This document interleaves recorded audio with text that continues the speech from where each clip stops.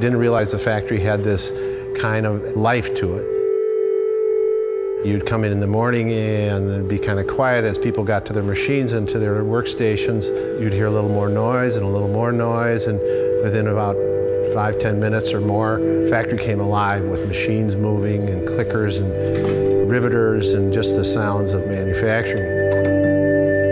I was going through my father and mother's house when they decided to sell.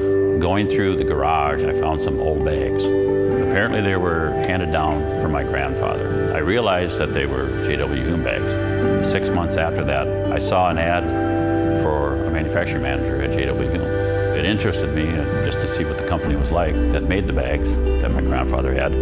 So I came in basically and interviewed, and that was the start of it. I think so much of our lives we're having to multitask. We're in a million places at once. And here we have one task, and at the end you have something to show for it. There's something really beautiful about it. J.W. Hulme started in 1905 in St. Paul, Minnesota as an awning manufacturer, evolving to making tents for World War I out of military-grade canvas, eventually to canvas field and sport pieces, and then the leather goods company that it is today. Part of Minnesota, growing up in Minnesota and being in the outdoors, probably had something to do with how well J.W. Hulme established its products. But the funny thing is that a lot of people throughout the country really do know about some of the products they made in the past. As far as the use of leather, there is quite a bit of an art form to it. It's got its own unique characteristics. One side doesn't react the same way as another side does. Each individual bag basically is going to be subtly different.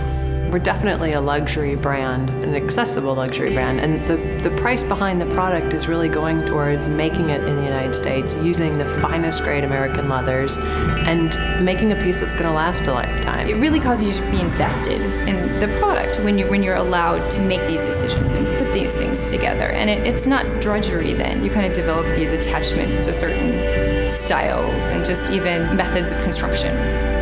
Many of us, we sew anyway at home, or we're doing something in the creative field anyway. And here we get to get paid to do it. It's exciting to see the momentum continue and the product line go from being very classic pieces to being able to bridge that new technology, new styles, but still touching back to our heritage.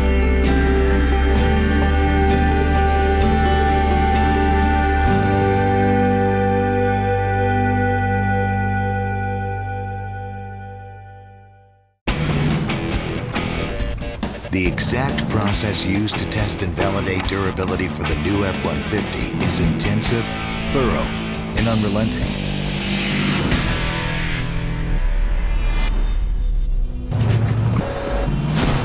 Durability testing starts in a lab, thousands of hours of tests, and it eventually turns into thousands of hours and millions of miles in real-world testing we do.